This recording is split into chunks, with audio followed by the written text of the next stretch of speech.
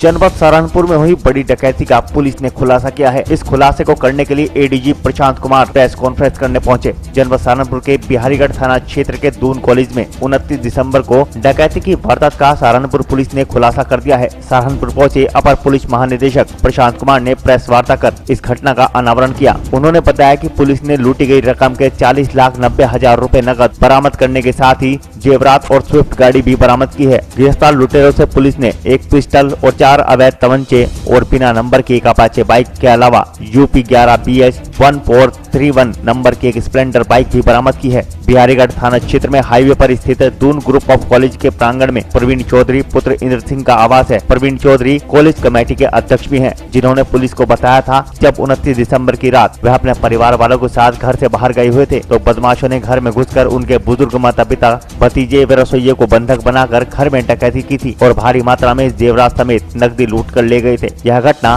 बेहद सनसनीखेज थी। पुलिस ने तुरंत मामला दर्ज करते हुए बदमाशों की तलाश शुरू कर दी थी। इस वारदात का खुलासा करने के लिए पुलिस की कई टीमों का गठन भी किया गया था। लुटेरे इतने शातिर थे कि पुलिस से बचने के लिए सेलफोन का इस्तेमाल भी नहीं कर रहे थे। लगातार पुलिस इनका सुराग लगा रही थी। 30 जनवरी को पुलिस को सूचना मिली कि बदमाश घेर कर्मा के जंगलों में मौजूद हैं। इस पर पुलिस ने उन्हें घेर लिया और 6 बदमाशों को गिरफ्तार किया है। गिरफ्तार किए गए बदमाशों में सर्वेश पुत्र इस्लाम निवासी तुरमत खेड़ी थाना रामपुर मनिहारन, रुकमुद्दीन गुजर निवासी तुरमत खेड़ी थाना रामपुर मनिहारन, शराफत पुत्र सफीक निवासी मोहम्मद सैयद अफगान कस्बा झिंझाना, अंकुर पुत्र मनोहर निवासी गाँव अनंत मऊ थाना ननोता, अरशद पुत्र असगर निवासी बलवा गुजर जिला शामली, शाहिद उर्फ चांद पुत्र सफीक निवासी झिंझाना जनपद शामली है।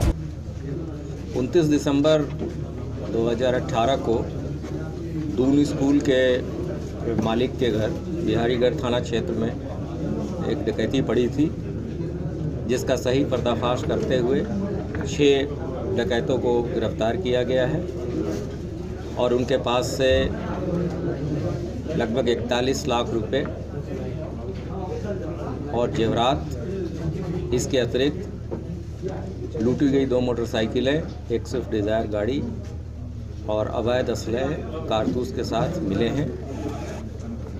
ये लगभग 20-25 दिन के अथक परिश्रम के बाद से SSP सहारनपुर, SPRA सहारनपुर और उनकी टीम ने लगातार इस पर काम किया और यहाँ के जो IG हैं वो लगातार इसका पर्यवेक्षण करते रहे। इसी का नतीजा है कि बीती रात सभी बदमाश जो एक दूसरी जगह डकैती का प्रोग्राम बना रहे थे उसके कारण एकत्रित थे। डकैती की योजना बनाते समय गिरफ्तार किया गया और उनके निशानदेही पे इतना पैसा बरामद किया गया है। ये बरामदगी जो बताइए 40 लाख और इसके बाद से जो 40,90,000 और जेवरात के अलावा जो कुछ अभी कैश और जेवरात बचे हैं उसके लिए इनको पुलिस कस्टडी रिमांड पे लिया जाएगा और इनकी निशानदेही पे आगे की बरामदगी की जाएगी। ये क्या रेकी करके डकैती हुई थी या क्या है?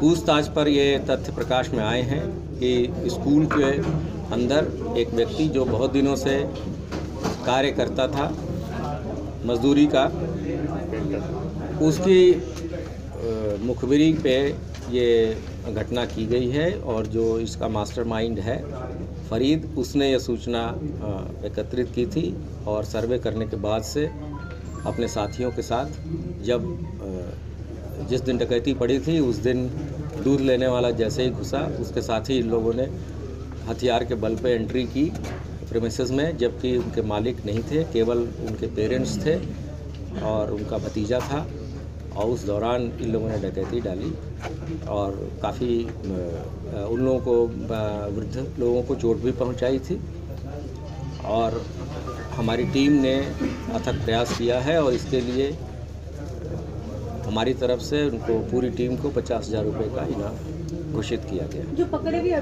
थे उनका क्या जो भी अपराधी जो पकड़े गए हैं उनका लंबा आपराधिक इतिहास है और एक उसमें से एक ऐसा व्यक्ति है जिसके 27 उन पर जघन्य अपराध दर्ज है। इसके अतिरिक्त एक दूसरा व्यक्ति है जो मास्टरमाइंड है, उसके ऊपर भी 8 मुकदमे दर्ज हैं।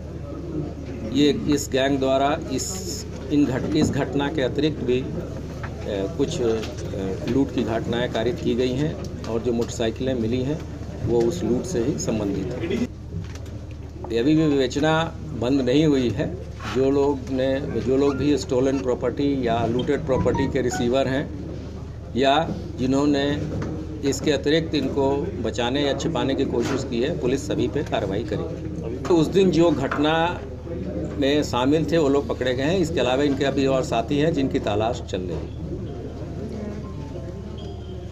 मेरठ जोन में पिछले साल 2018 में अपराध की स्थिति बहुत कंट्रोल में रही और जितने भी मेजर हेड्स हैं, चाहे वो हत्या हो, डकैती है, अपहरण है, बलवा है, वाहन चोरी है, सभी हेड्स में अपराधों में कमी आई है। और इसके अलावा जो कानून व्यवस्था की स्थिति पूरे जोन में पूरी तरह से नियंत्रण में रही। पूरे साल के सभी पर्व सकुशल बीते। इसके अलावा कांवड़ यात्रा भी पूरी तरीके से शांतिपूर्ण बीती। कोई ऐसी घटना नहीं होने दी गई जिससे कि कोई जोन के बाहर के व्यक्ति को आकर उसे संभालना पड़े। और इसके अतिरिक्त अनेकों बार जो भी शासन और पुलिस महानिदेशक द्वारा जोन के अधिकारियों को प्रशस्ति पत्र दिया गया। पुलिस महानिदेशक द्वारा स्वयं भी विभिन्न जनपदों में भ्रमण करके और वहाँ के पुलिस व्यवस्था के बारे में संतोष जाहिर किया गया। इसके अतिरिक्त यहाँ जो कास्ट रिलेटेड वायलेंस 2 अप्रैल को हुई थी, उसमें भी तत्कालिक रूप से कार्रवाई करते हुए एक बहुत बड़े गैंग का पर्दाफाश किया था जो जातिगत आधार पर हिंसा फैलाना चाहता था और समय से इंटेलिजेंस कलेक्शन के उपरांत उसमें कार्रवाई हुई थी। इसके अतिरिक्त बुलंदशहर में एक इज्तिमा के दौरान घटना हुई थी जिसमें लगभग उस दौरान 10 लाख लोग थे और पुलिस ने और प्रशासन ने बहुत त्वरित कार्रवाई करते हुए उसमें सभी अभियुक्तों को पकड़ा। और उस दौरान हिंसा के दौरान हमारे एक इंस्पेक्टर भी शहीद हुए थे। उनके मारने वालों की भी पहचान हो गई है और सभी लोग गिरफ्तार कर लिए गए हैं। और पुलिस के द्वारा की गई कार्रवाई की बुरी प्रशंसा प्रत्येक स्तर पे की गई। जोन में सब कुछ सही है, लेकिन एनआईए लगातार रेड कर रही है। जी लगातार ऑपरेशन कर रही है, तो दोस्तों आप क्या कहेंगे? जी, एनआईए लगातार वेस्ट में ऑपरेशन कर रही है और उसमें लोकल पुलिस को भी इन्फॉर्मेशन नहीं मिल पाती है, सस्पेक्टेड अरेस्ट करके ले जाते हैं। तो कहीं ना कहीं जो लोकल इंटेलिजेंस जी ये सरासर गलत बात है। एनआईए ने जब भी कार्रवाई की है, जिस भी हमारे सेंट्रल एजेंसी ने कार्रवाई की है, उसका पूरा सहयोग दिया गया है। और शामली में भी एक बहुत बड़ा मॉड्यूल हम लोगों ने बस्ट किया था जिसमें सिपाहियों से बंदूक छीन ली गई थी और बाद में उसकी विवेचना एनआईए द्वारा की जा रही है। और बंदूक छीनने के बाद से जो बदमाश पकड़े गए थे उनका एक बहुत बड़े राजनीतिक व्यक्ति के हत्या करने का षड्यंत्र था। तो जो हमारी सेंट्रल एजेंसी है उसके साथ कंधे से कंधे मिला के हम लोग चल रहे हैं और जब भी हमारी सेंट्रल एजेंसी आती है तो वो जिला पुलिस को बता के आती है और उस पर हम लोग कार्रवाई करते हैं। अभी तक कोई ऐसी वारदात नहीं हुई जबकि सेंट्रल एजेंसी ने हमसे सहायता मांगी हो, हमने ना दी हो या बिना हमें सूचना दिए वो लोग आए। सर, कितने लोग अभी तक अपराधी एनकाउंटर का शिकार हुए हैं और कितने जेल में? पिछले वर्ष 21 बदमाश पुलिस मुठभेड़ों में मारे गए और इसके अलावा लगभग 1000 ऐसे बदमाश थे जो पकड़े गए, जिन पे इनाम घोषित था विभिन्न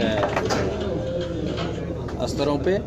इसके अलावा बहुत ऐसे सैकड़ों लोग पकड़े गए, अकाउंट फॉर किए गए जिन्होंने सरेंडर किया।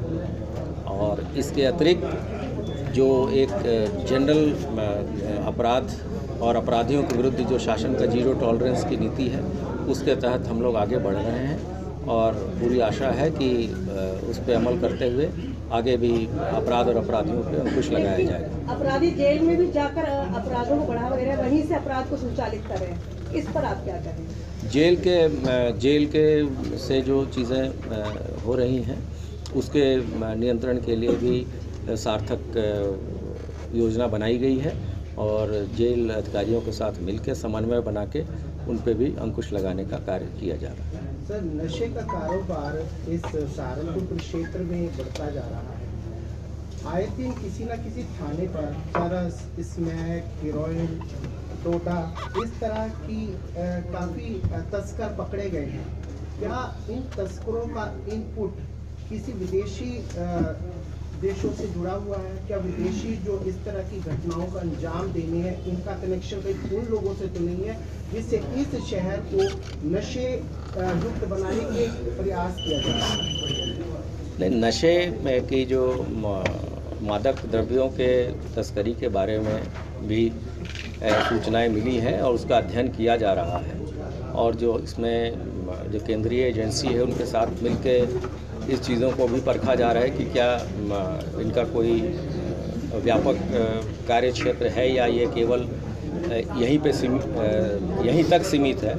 तो इस संबंध में भी कार्य योजना बना के ही आगे की कार्रवाई की जा रही है और अभी सूचनाएं एकत्रित की जा रही हैं और जो इसके जो इंटरनेशनल रूट्स हैं उसका अध्ययन करके इस पर आगे की कार्रवाई। जनपद सहारनपुर में मातृ शक्ति युवा क्लब के द्वारा आयोजित मां भगवती के जागरण का फीता काटकर कांग्रेस के प्रदेश महासचिव मुकेश चौधरी ने विधिवत रूप से उद्घाटन किया। दीप प्रज्वलन करने के साथ ही उन्होंने कहा कि सच्चे मन से मांगी गई मुराद मां भगवती दुर्गा जरूर पूरी करती है। नुमाइश कैंप की राधा विहार कॉलोनी में मातृ शक्ति युवा क्लब की ओर से मां भगवती का जागरण बड़ी धूमधाम के साथ आयोजित किया गया। जागरण में माता रानी का दरबार बहुत ही सुंदर सजाया गया था। पूरी रात श्रद्धालुओं ने माता रानी के भजनों का आनंद लिया। जागरण में माता रानी की सुंदर झांकियों ने श्रद्धालुओं का मन मोह लिया। वरिष्ठ युवा नेता पंकज चौधरी ने युवा क्लब की ओर से मां भगवती के जागरण में पहुंचे मुख्य अतिथि मुकेश चौधरी और मनीष रणदेवी को माता रानी की तस्वीरें भेंट कर सम्मानित किया। जनपद मुजफ्फरनगर के तितावी थाना क्षेत्र के गांव नगला पिथौरा में ग्रामीणों ने प्राथमिक विद्यालय नंबर 2 में आवारा पशुओं को बंधक बना दिया, जिस कारण बच्चों की पढ़ाई पर बुरा प्रभाव पड़ रहा है। कोई भी अधिकारी किसानों की समस्या का समाधान करने की कोशिश भी नहीं कर रहा। किसानों की फसलों को ये आवारा पशु बर्बाद करने पर लगे हुए हैं, मगर सब अधिकारी कुंभकर्णी नींद सोए हुए हैं। दरअसल मामला जनपद मुजफ्फरनगर के तितावी थाना क्षेत्र के गाँव नगला पिथौरा का है, जहाँ पर ग्रामीणों ने प्राथमिक विद्यालय नंबर 2 में आवारा पशुओं को बंधक बना लिया। सभी गाँव वाले आवारा पशुओं से काफी परेशान है, जिस कारण हर गाँव वाले इन पशुओं को बंधक बनाने का काम कर रहे हैं। नगला पिथौरा में भी किसान काफी उग्र हो गए। वहीं लोगों की माने तो प्रशासन बच्चों की पढ़ाई को लेकर भी गंभीर नहीं दिख रहा, नहीं तो अभी तक गौशालाएं बन जाती और इन आवारा पशुओं की समस्या का कुछ तो समाधान होता। ग्रामीणों का कहना है कि कोई भी अधिकारी यहाँ पर आता है तो मात्र आश्वासन देकर चला जाता है, मगर अभी तक भी इस समस्या का पूर्ण समाधान नहीं हो सका है। अब जो वर्तमान सरकार है, किसानों के 2 मुद्दों पे उन्होंने वो घोषणा करी थी, कर्ज माफी पे और एक गौ माता पे। दोनों में बिल्कुल विफल है, बिल्कुल खत्म केस है। कर्ज माफी में किसान डूब गया और गौ इस पे लेकर गौ रक्षक पे कर था, इसमें किसान की दुर्गति हो रही, फसल बच रही ना बच रही। अब देखो क्या हाल हो रहा है, स्कूल में कितने हैं, ना कोई सुरक्षा है ना कुछ है। हम तो वर्तमान सरकार से एक ही बात कहनी चाह, राफेल का मुद्दा है, 136 जहाज आने थे, 26 आए, 20 आ जाते। सबसे पहले जब ये घोषणा करी हर गांव में हर ब्लॉक में गौशाला का इंतजाम होता, जब यह घोषणा न करनी थी। तो हमारा तो यह है, यह किसान विरोधी सरकार है, हम इससे बिल्कुल सहमत नहीं है। आने वाले समय में किसान इसका तख्ता पलट देगा। तो ये कब तक रखे जाएंगे यहाँ पे? ये तो सीडीओ साहब, एसडीएम साहब और डीएम साहब को ज्ञापन जा चुके हैं, और नहीं तो ये डीएम कार्यालय पे ही ले जाए जाएंगे। हम अपने जुक्कर मुसीबत में हैं, चाहे हमें अपने खर्चे थे डीसी में बुला के डीएम कार्यालय पे ले जाने पड़े। इसका 1-2 दिन में सोल्यूशन हो, ठीक है, अन्य सब किसान वही लेकर जाएंगे गाँव गाँव से। गाँव में जिसने भी पशु छोड़ जाए उसके खिलाफ हूँ। जब दूध तो पी लिया उनने, जिसके वहाँ पैदा होया जब तो उनने दूध पिया, बढ़िया दूध पिया, और इब जब छोड़ दिया वो यहाँ हमारे उसमें स्कूल में, तो बच्चे भी पढ़ने तो परेशान हो जाएंगे। डालो तो है, तो बच्चे परेशान हो जाएंगे। तो स्कूलों में इन्हें गाँवों को इन्हें बछड़ों को पढ़ाऊँ। जब मैं खेती में जाऊं तो मेरा भी वही खड़ा खराब हो जा। भंवर सिंह राणा जाकर देखा 4 बीघे गेहूं खड़े थे चूक रहे, मैं चुकन दे बेचारों को। और मैं ही क्या करूं, मैं क्या वहां सारा दिन लाठी लियो बैठे रहूं, सोऊंगा को लाठी लेकर खड़ा हो रहा हूँ उनके लड़के। तो मेरा विचार यो है अब सब गांव के आदमी उसका समाधान करें। सब अपने जो पशु पक्षी हैं, पक्षी भी तो है उसमें, मोर भी है मेरा, पक्षी में नहीं आवेगा मोर मेरा है। तो कुल मिलाकर पर गांव और जो मेरे बछड़े हैं इन अपनों को अपने घरों ले जाओ, और मैं हाथ जोड़ूं सरकार से, इन्हें इनके घरों भिजवा दो। इन पर 6 साल की सजा और 6 हजार रुपए इनके घास के भंवर को दुआ दो, मैं इन्हें घास के रख लूंगा।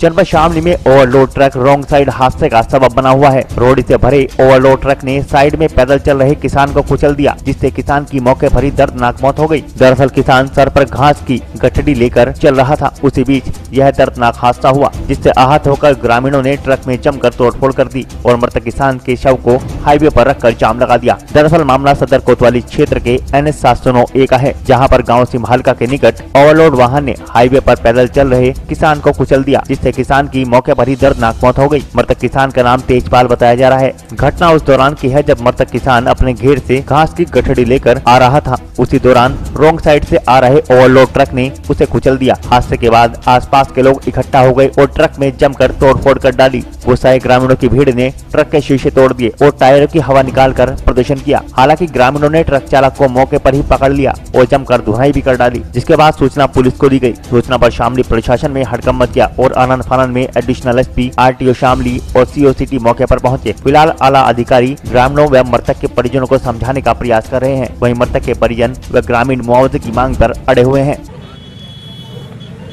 शामली जनपद के कोतवाली थाना क्षेत्र में एक ट्रक के धक्के से एक ग्रामीण की मौत हो गई है। इस संबंध में थाने पर अभियोग पंजीकृत कर लिया गया है।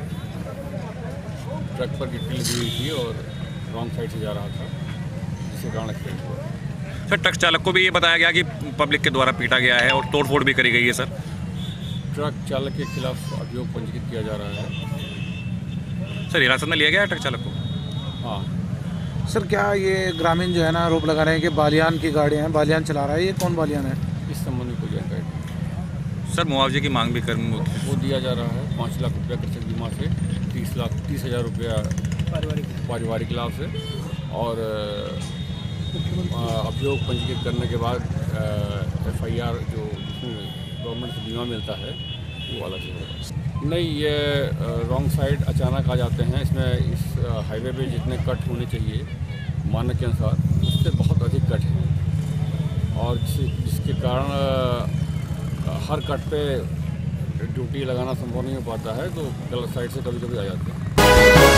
उत्तर प्रदेश में योगी सरकार के लाख कोशिश के बाद कुशीनगर में दबंगों के हौसले दिन प्रतिदिन बुलंद होते जा रहे हैं। ताजा मामला कुशीनगर के सेवरही विकास खंड के जेवही मलही इस्तेमालीन गांव का है, जहां शुक्रवार की देर रात दबंगों ने पल भर में गरीब के आशाने को जलाकर राख कर दिया, लेकिन पुलिस उसकी सुध तक लेना मुनासिब नहीं समझ रही। वहीं खबर के प्रसारण के बाद अधिकारियों में खलबली मच गई। मौके पर पहुंची पुलिस ने मामले का संज्ञान लिया और पीड़ित परिवार को स्थानीय CHC में भर्ती करा दिया, लेकिन 24 घंटे बीत जाने के बाद भी पीड़ित पक्ष की ओर से अभी तक कोई भी FIR दर्ज नहीं की गई है। गौरतलब है कि परिवार के इलाज के बाद थाने लाए गए परिवार का क्या कसूर, आखिरकार क्यों पुलिस इस मामले को नजरअंदाज कर रही है?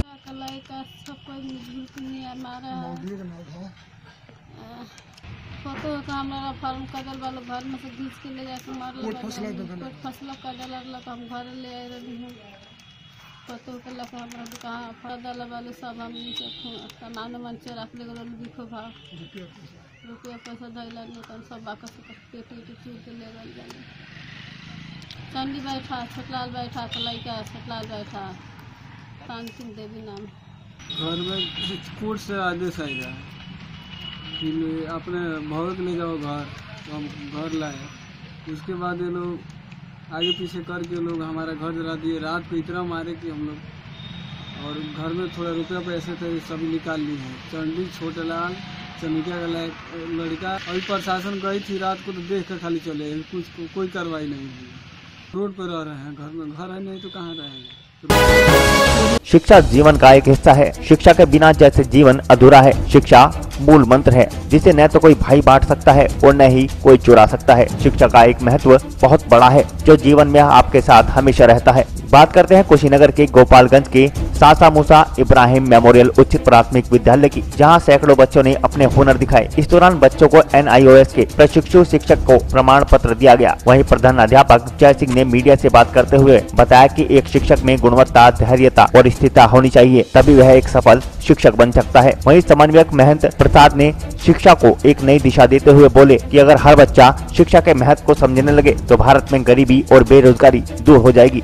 17-19 का एक दिवसीय सेमिनार का आयोजन किया गया है इब्राहिम मेमोरियल विद्यालय में। इसमें संयुक्त रूप से मनन लिखना, राय प्रोजेक्ट गर्ल्स इंटर कॉलेज और इब्राहिम मेमोरियल विद्यालय शासन के सौजन्य से हुआ है।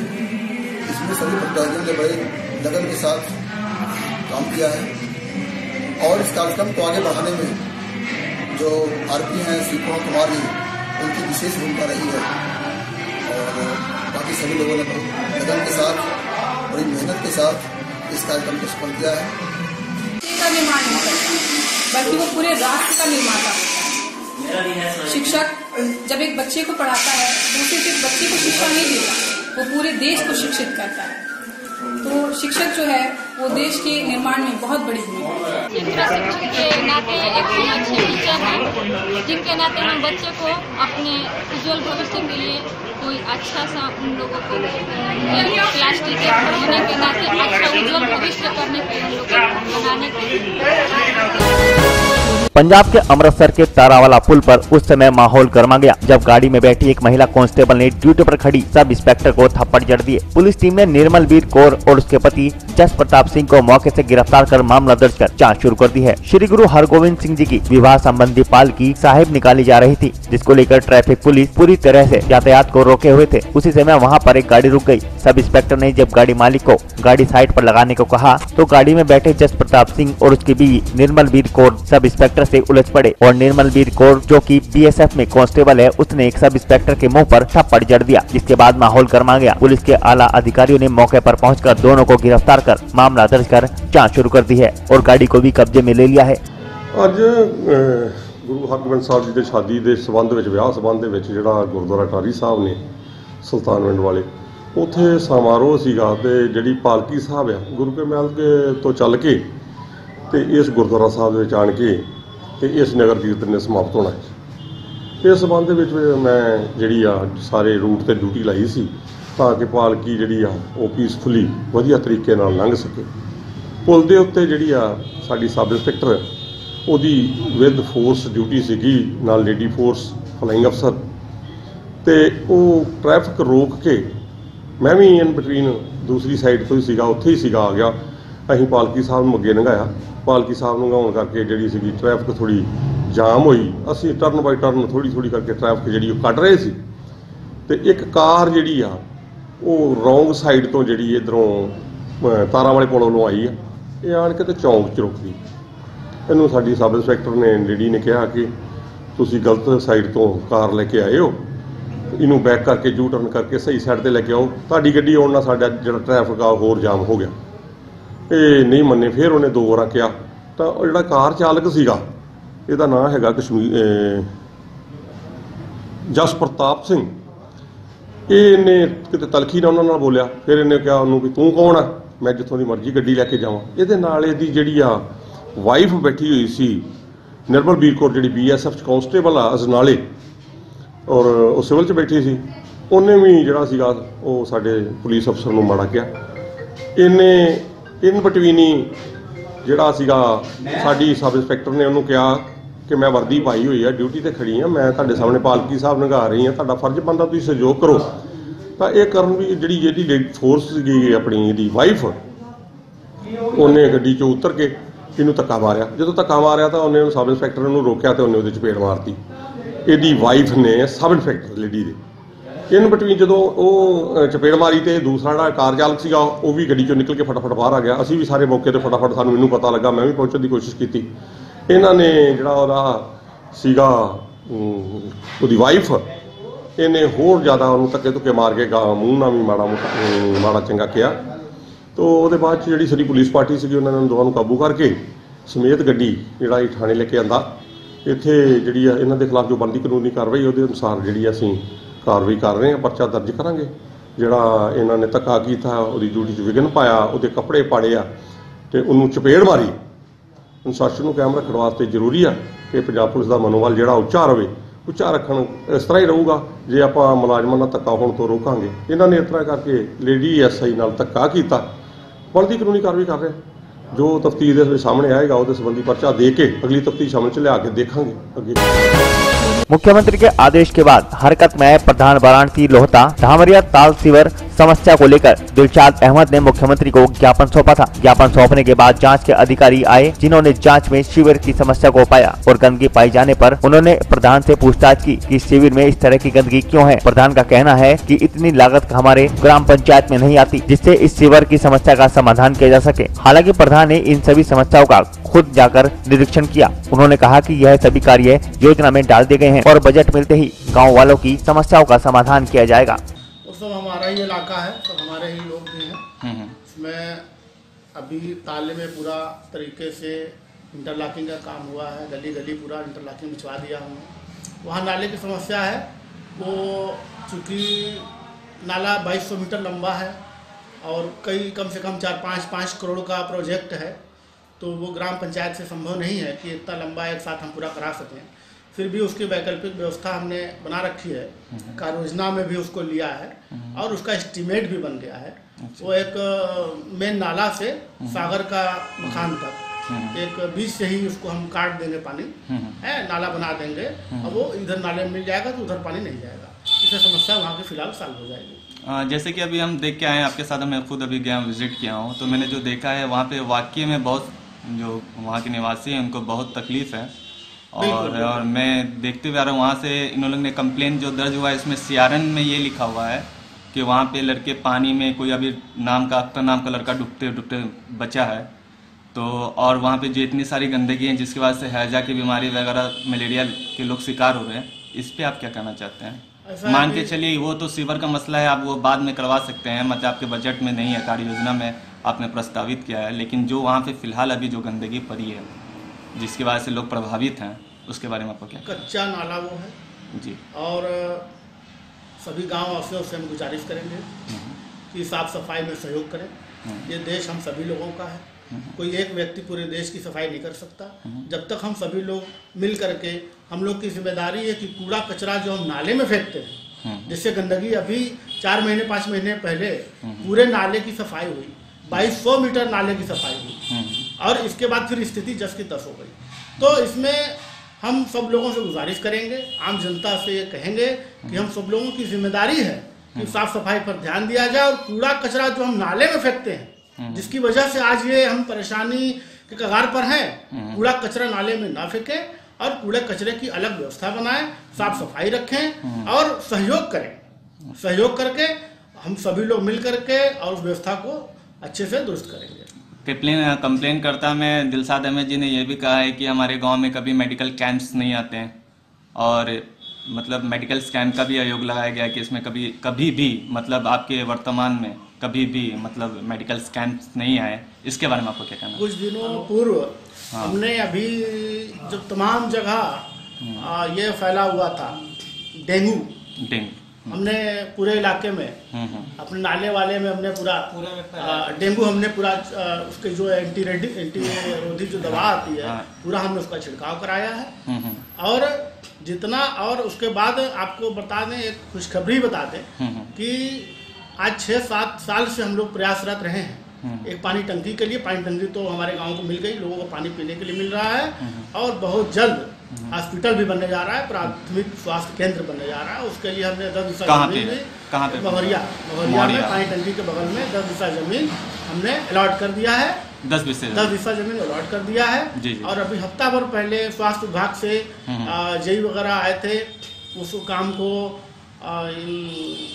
ये विकास कौन सा नगर ये विकास वाला जो आवास विकास जो है ये इसको काम करेंगे। उनके जई आए थे, एस्टीमेट बना करके ले गए हैं और अभी कल लखनऊ से टीम आई थी परसों और उसकी सैंपलिंग ने कल ही पूरी सैंपलिंग करके उसकी मिट्टी का नमूना लेकर के यहाँ से गए हैं। अपने गजेंद्र जी ले गए हैं लखनऊ से और इसके स्वास्थ्य विभाग के जई वगैरह भी हैं, यादव जी यही है, यादव जी हैं, ये लोग आए थे और सारा ये लोग प्रक्रिया करके ले गए हैं। शासन को ये अपने मिट्टी की रिपोर्ट देंगे। ज्यों ही पैसा स्वीकृत शासन से हो जाएगा त्यों हॉस्पिटल में हाथ लग जाएगा बहुत जल्द। हमारे इसके पूर्व में भी जुलाई में भी इस तरह की समस्या आई थी। उसके कच्चे नाले की पूरी सफाई जुलाई में बरसात के समय में कराया गया था, लेकिन इस समय कुछ लोगों के द्वारा भी बीच बीच में अवरोधक पैदा कर देने से फिर से पानी की लटिंग हुई है। वो 1 महीने के अंदर उसको कंप्लीट करा दिया जाएगा। 1 महीने का। सर ये बताया जाए, जैसे अभी प्रधान जी का स्टेटमेंट लंबा काम है, इसलिए पूरा महीना लगेगा। लंबा काम है, जैसे अभी प्रधान जी ने कहा कि ये ग्राम पंचायत के स्तर पे इतना जो बजट है वो नहीं आता है, तो इसके बारे में आपको क्या कहना है सर? मान के चलिए पूरा ग्राम प्रधान है, पहले listen to me, I am talking about yours gram pradhan, then you will be entitled for in this area, तो what you do can for in this period, क्योंकि उनके पास तो बजट है नहीं। बजट का मसला यहाँ पर आ जाता है कि हमारे पास बजट है नहीं। इसके बारे में आपको क्या कहना चाहते हैं? ये कहाँ से बजट अलॉट होगा? पहली चीज जो नाला है वो 4-5 ग्राम पंचायतों से होके आता है। मतलब केवल लोहता का ही पानी उससे निकासी नहीं हो रही है, तो 5-6 टुकड़ों में इसको अलग अलग किया जा सकता है। लेकिन ग्राम सभा के पास पूरा लोहता में 2200 मीटर का लगभग नाला है, जिसको एक साथ कराना संभव नहीं है, लेकिन टुकड़ों में कराया जा सकता है। उत्तर प्रदेश के वाराणसी में भारतीय राष्ट्रीय छात्र संगठन द्वारा देश में छात्रों नौजवानों के हित में आवाज को बुलंद करने के लिए चलाए जा रहे बेहतर भारत निर्माण कार्यक्रम महानगर वाराणसी के द्वारा खजूरी में संपन्न हुआ, जिसमें मुख्य अतिथि के रूप में जन नेता पूर्व विधायक अजय राय मौजूद रहे। कार्यक्रम में विशिष्ट अतिथि के रूप में पूर्व सांसद डॉक्टर राजेश मिश्रा, प्रदेश प्रभारी NSUI नावेद खान व कार्यक्रम की अध्यक्षता प्रदेश अध्यक्ष NSUI अभिषेक चौबे और कार्यक्रम का संचालन महानगर अध्यक्ष NSUI रंजीत कुमार द्वारा किया गया। इस दौरान अजय राय ने कहा कि देश में परिवर्तन सिर्फ देश का युवा कर सकता है। देश के सपनों को आकर व भविष्य निर्माण की चाबी सिर्फ और सिर्फ युवा छात्र नौजवानों के हाथ में है। उन्होंने कहा कि इस भ्रष्टाचारी सरकार से हर वर्ग तंग है। अब वक्त है बदलाव, इसलिए परिवर्तन सुनिश्चित होना चाहिए। देश में सुचारू रूप से छात्रों नौजवानों के हित में लोकतांत्रिक सरकार राहुल गांधी के नेतृत्व में बननी चाहिए। बेहतर भारत का निर्माण काम करने से होगा, मेहनत करने से होगा, लंबी चौड़ी भाषण देने से नहीं होगा, लंबी लंबी बातें करने से नहीं होगा। उसके लिए हम सबको मिलकर प्रयास करना होगा। हिंदुस्तान का हर नागरिक, हर व्यक्ति उस पर काम करे, प्रयास करे, तभी बेहतर होगा। लंबी चौड़ी बड़ी बड़ी बातें बोल देने से, मंच से, उससे बेहतर नहीं हो सकता। प्रवासी भारतीय 3 दिवसीय आए हैं, उस पर आप क्या कहेंगे? वो निश्चित तौर से उनका स्वागत है। जो हमारे बाहर से लोग आए हैं सबका स्वागत, अभिनंदन करते हैं।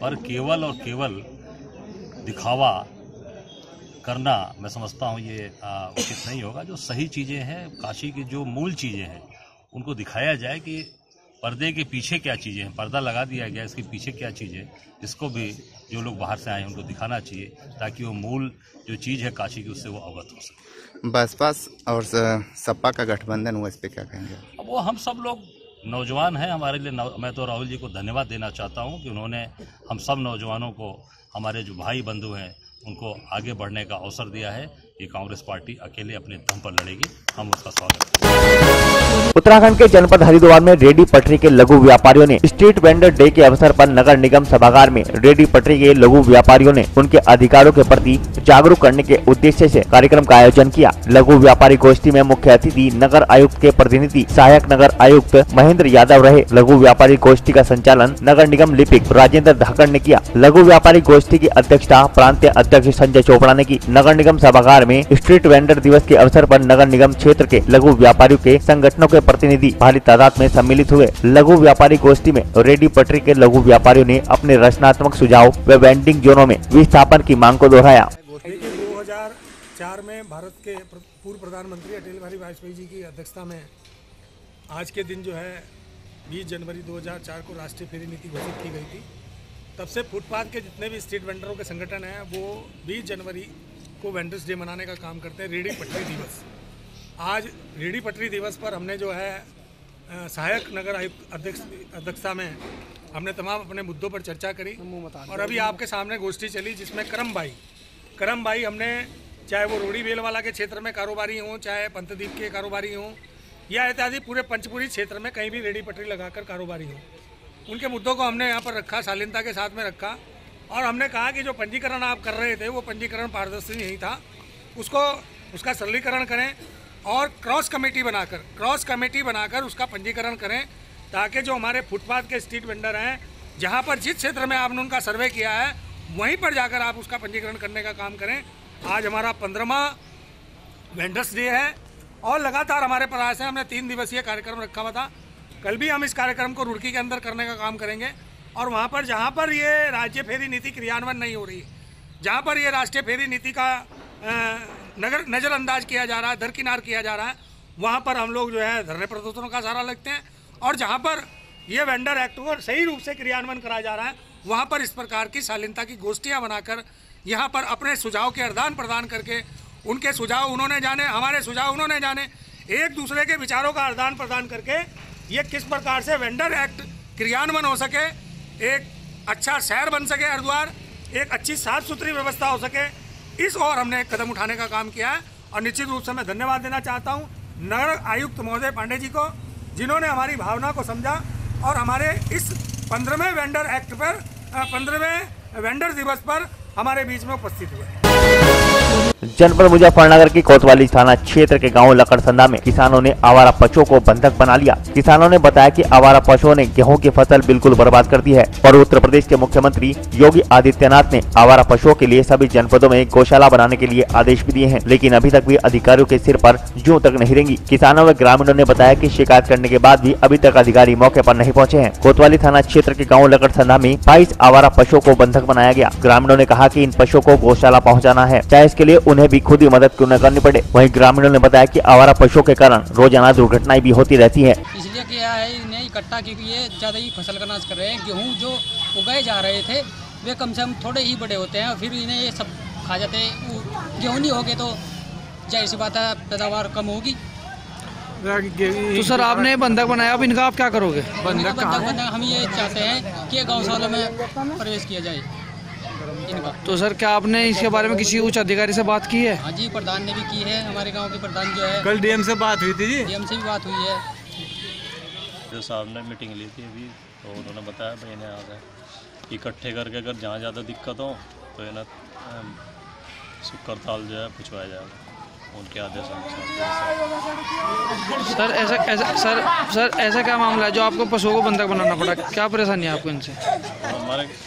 हमें क्या है तो सभी गांव वालों को परेशानी है, किसान भाइयों को। किस तरह की परेशानी उठानी पड़ रही है? इनके सभी गेहूँ खाए हुए हैं, सब नुकसान कर रहे हैं। 2-3 बीघे रोज सब पकड़ देते हैं एक किसान को। सड़क दुर्घटना बहुत हो रही। तो सर आपने आज इन्हें इकट्ठे किया है, कहाँ भिजवाने का प्लान है?